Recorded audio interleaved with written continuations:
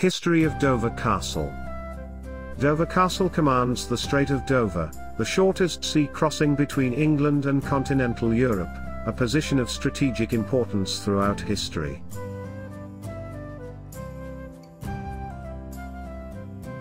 King Henry II began to build the present castle in the 1180s, and over the next 800 years its buildings, defences and tunnels were adapted to meet the changing demands of warfare, right into the era of nuclear weapons.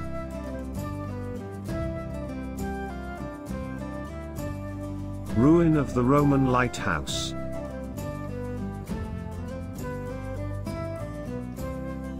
The origin of settlement on Castle Hill, where Dover Castle stands, may be in the pre-Roman Iron Age. The irregular shape and massive enclosed area of the castle earthworks are not typically medieval, more closely resembling a hill fort. In southern England, hill forts were built from about 500 BC until the Roman invasion, variously as places of permanent habitation or of refuge. Slight evidence of occupation in the 1st century BC was found during excavations in 1962, near the castle church of St. Mary in Castro.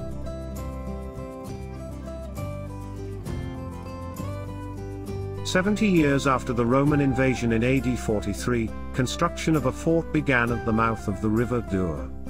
This was Dubris, a fort for the Classis Britannica, a Roman fleet that patrolled the eastern channel. Though building stopped suddenly, it began again around AD 130 and the fort was completed.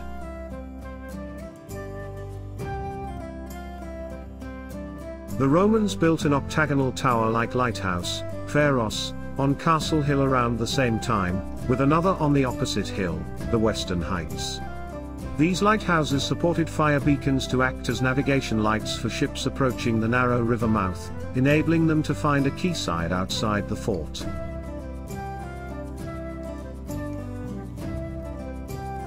The fort at Dubris was demolished around AD 215 and a new one constructed around AD 270, which may have continued in use, along with the lighthouses, into the 5th century. The Pharos was later reused for the Church of St. Mary in Castro as a chapel and bell tower, and can still be seen. The Church of St. Mary in Castro dates to around AD 1000. Its exceptional size hints that it might have had a royal patron, Godwin, Earl of Wessex, R.1020-53, father of King Harold, R.1066, is one possibility. A cemetery discovered during archaeological excavations in 1962 indicated that a community lived nearby, perhaps in a fortified bar.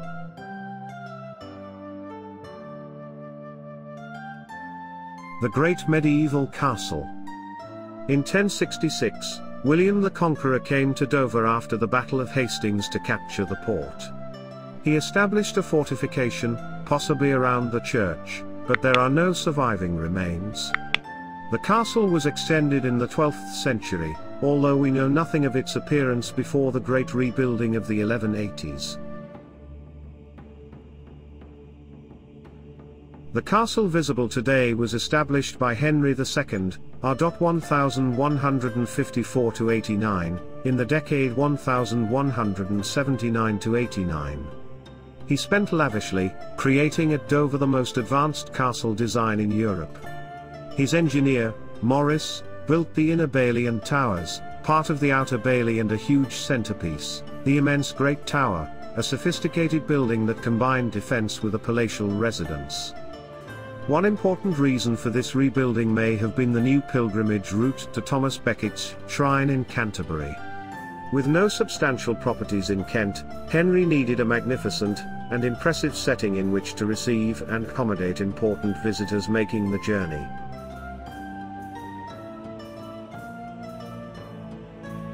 This was the castle that resisted determined sieges in 1216 and 1217 during the First Barons' War, 1215-17, when King John fought against a coalition of English barons and Prince Louis, heir to the French throne. The castle garrison, led by Hubert de Burgh, repulsed all attempts to take the castle, though the barbican and main gate at the northern end were severely damaged.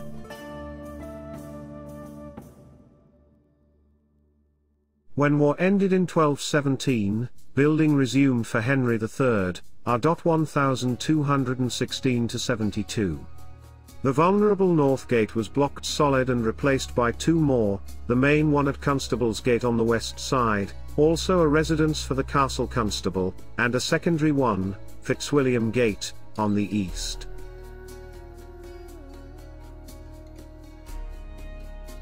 The builders remade the barbican and cut a tunnel under the outer wall to reach it, via the new St. John's Tower that dominated the outer ditch, and a covered passage across it.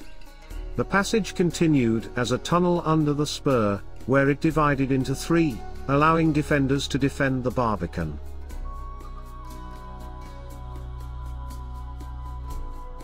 Medieval manuscript depicting Eleanor de Montfort.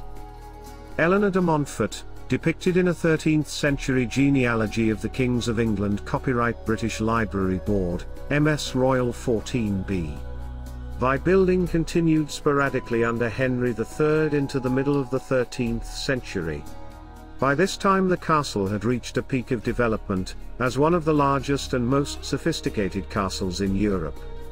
It included a royal residential complex lining the walls of the Inner Bailey.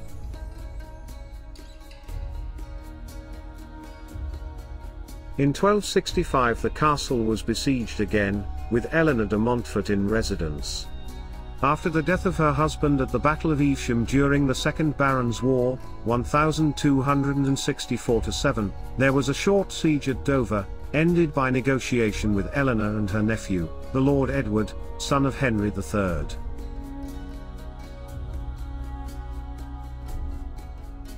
From the 1260s the constable of the castle was also Lord Warden of the Cinque Ports, a royal officer charged with oversight of the semi-independent Cinque Ports, to ensure their service to the crown. This is one factor which ensured that Dover remained of importance in the medieval period.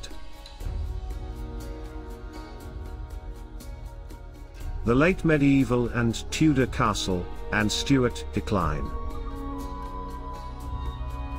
We have only scant knowledge of the castle in the later Middle Ages, until the reign of Edward IV, R. 1461-83, when the Great Tower was remodelled as an occasional residence. This reflected Dover's location on the route to Flanders, which was ruled by the Duke of Burgundy, an important ally.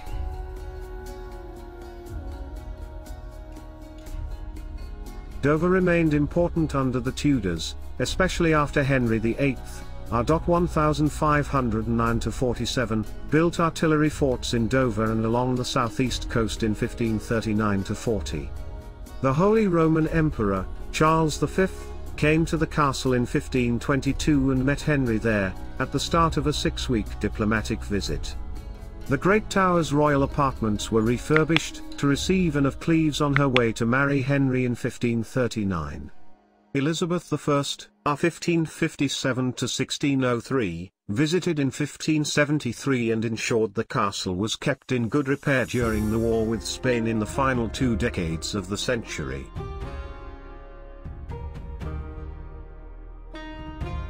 Royalty last used the castle in 1625, when the Great Tower received a makeover for the French Princess Henrietta Maria, on her way to marry Charles I. Thereafter the king's favourite, the Duke of Buckingham, made alterations in the Great Tower and to some buildings in the Inner Bailey.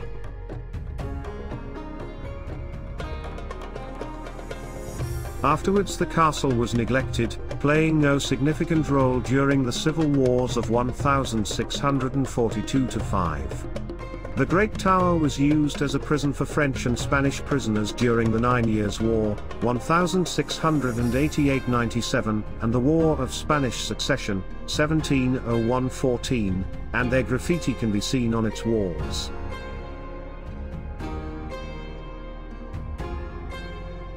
Illustration of Georgian soldiers in the barracks. A reconstruction of the Georgian barracks at Dover Castle, copyright Historic England, illustration by Terry Ball. Georgian Revival.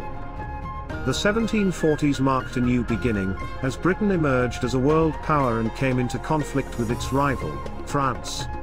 In 1744-5, a failed French invasion and a Jacobite uprising prompted improvements to the nation's defences. Works to the decaying buildings created a barracks in the Inner Bailey and Great Tower, and new barracks were erected in 1756-7 on Palace Green. The combined barracks accommodated 800 infantrymen, an unusually large concentration for the time, indicating the importance of Dover.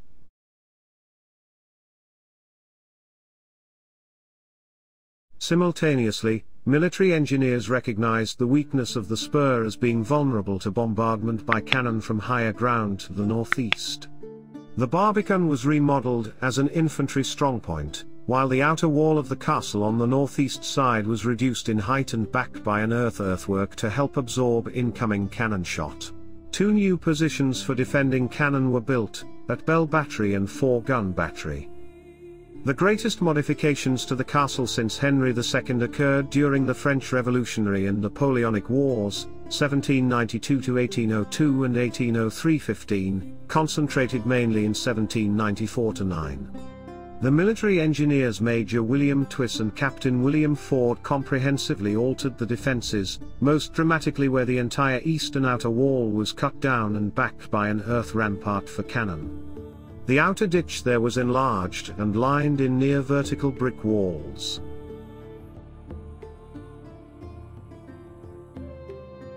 Eighteenth-century barracks. One of the late 18th century underground barracks in casemate level. 3 huge earthwork bastions projected from these new defences, mounting cannon to fire along the eastern flanks, and served by tunnels from the castle interior. The engineers also modernized the spur to allow a staged defense back across the inner ditch through St. John's Tower and via the medieval tunnel to the outer bailey.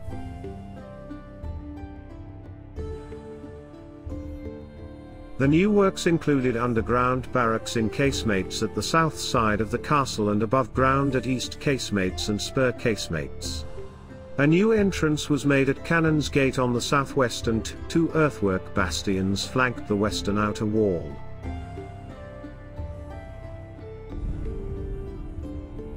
Inside the castle, the engineers built new gunpowder magazines and equipped the Great Tower as a vast store for gunpowder, shot and other military supplies.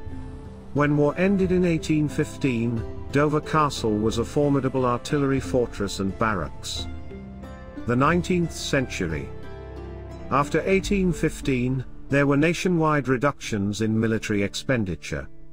At Dover Castle, the army vacated many of its barracks, including the underground casemates, which were used from 1828 by an anti-smuggling force, the Coast Blockade.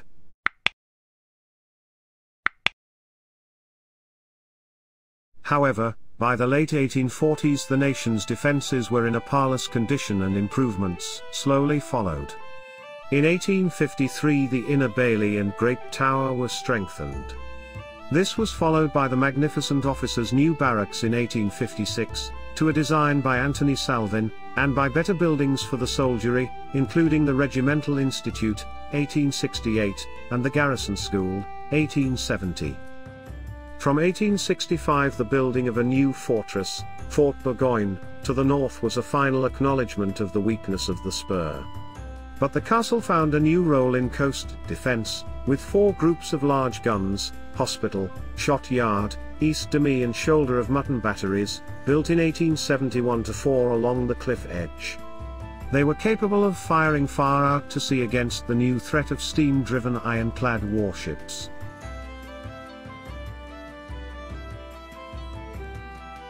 This is the end of this video. Do not forget to leave a like and a comment, and to subscribe to see more videos about castle around the world.